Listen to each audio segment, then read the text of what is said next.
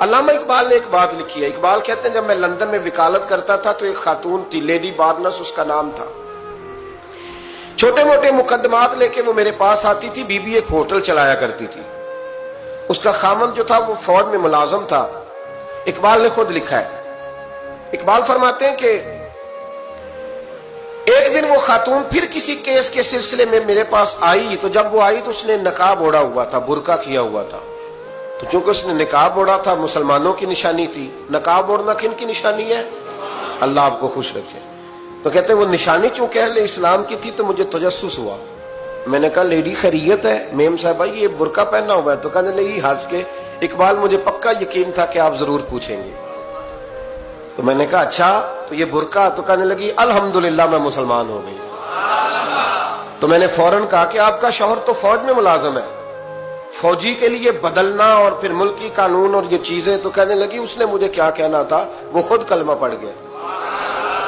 تو کہتے ہیں میں اور متجسس ہوا. وہ کیس کی بات کرتی تو میرا تجسس بڑھ گیا. میں نے کہا تو کیس چھوڑ یہ بتا کلمہ کیسے پڑھا؟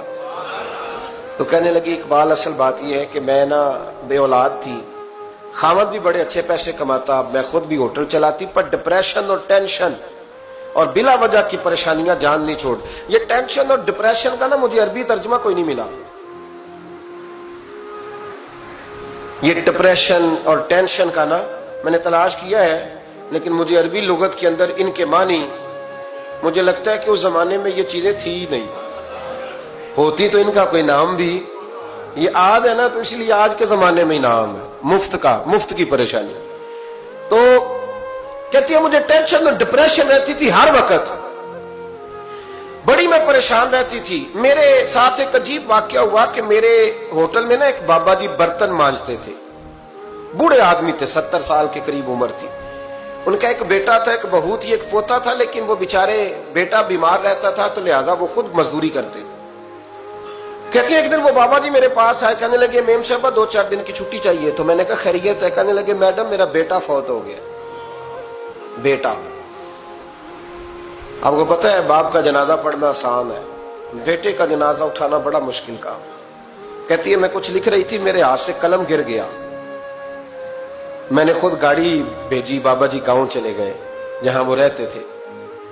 کہتی 2-3 دن کے بعد میں اور میرا شوہر گئے تو رستے میں ہم باتیں کر رہے تھے کہ کیا تعزیت کریں گے. ایک ہی بیٹا تھا, کوئی رشتہ دار بھی نہیں, تو اس کی تو کائنات اجڑ گئی, کن لفظوں سے اسے تعزیت کیا کہیں گے. کہتے جب ہم گئے تو وہ ٹوٹی ہوئی چٹائی پہ بیٹھا تھا, کچھ لوگ قریب تھے. ہم نے جا کے کہا بابا آپ مسلمان ہیں, ہم آپ کو کیا نصیحت کریں, ایک ہی بیٹا تھا, کہ کس طرح کر کے ہم آپ کو تسلی دیں. تو کہتے اس نے آنکھیں کھولی, بوڑھی آنکھوں میں ایمان کی روشنی. کہنے لگا بی بی کیا تعزیت کی بات کرتی ہو, میں نے کوئی پیسے جمع کرا کے بیٹا لیا تھا, خدا نے فضل سے دیا تھا, عدل سے لے گیا ہے.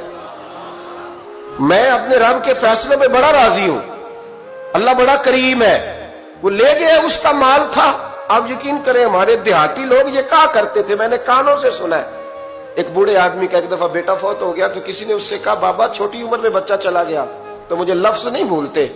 کہنے لگے پتر اللہ دی فصل ہے, کچی وڈے تامی ہو دیئے.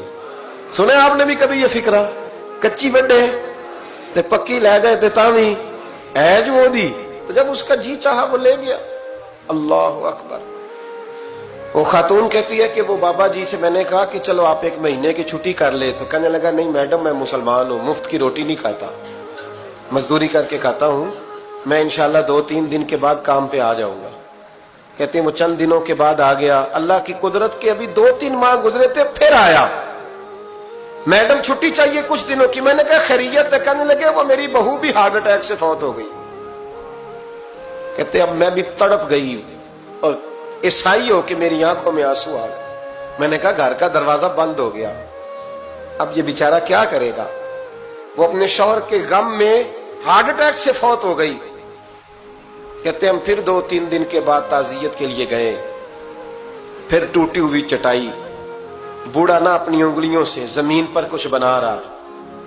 کہتی ہے قریب گئی اور میں نے جا کے کہا بابا اب تو تسلی آپ نے خود ہی کرنی ہے, جو نظام تھا وہ تو ہو گیا. تو کہتے ہیں پھر اس نے آنکھیں کھولی, آسمان کی طرف دیکھا تو کہنے لگا بیٹی کوئی پریشانی نہیں, मेरा बेटा बगैर शादी के भी तो फौत हो ही सकता था ना। बस मेरे मालिक ने जब चाहा जैसे चाह हुआ। मैं इंशाल्लाह 2-4 दिन के बाद काम पे आऊंगा। ये मेरा 3-4-5 साल का पोता है, अभी स्कूल दाखिल हुआ है, मैं साथ ले आऊंगा, वहां मेरे साथ ऊपर क्वार्टर में जहां मैं रहता हूं ये भी रहेगा। कहती है मैं सख्ते में आ गई उसकी कैफियत देख के। वो पोते को साथ ले आया।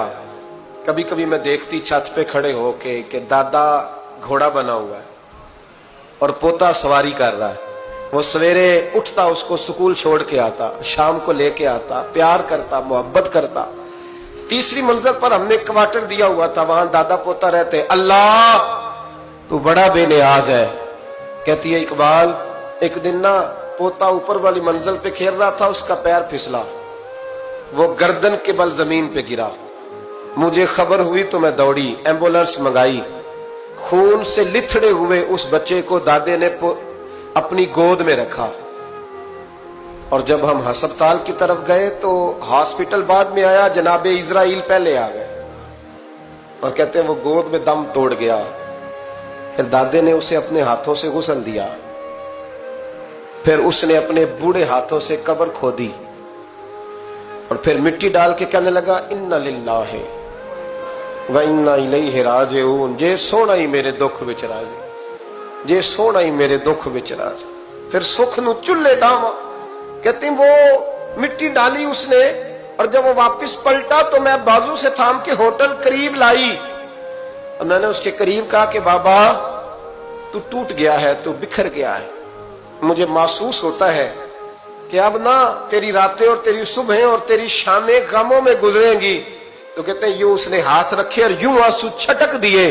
कहने लगा मैडम क्यों क्यों, मेरे अंदर कोई अकीदा नहीं, मैं कोई लवारस हूं, मेरा कोई रब नहीं, मैं क्यों परेशान रहूंगा, मैं तो पका हुआ फालू।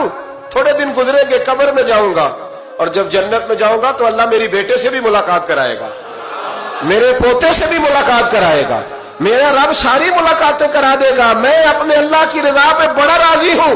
वो खातून कहती है मेरा और मेरे शौहर का कलेजा फटने लगा।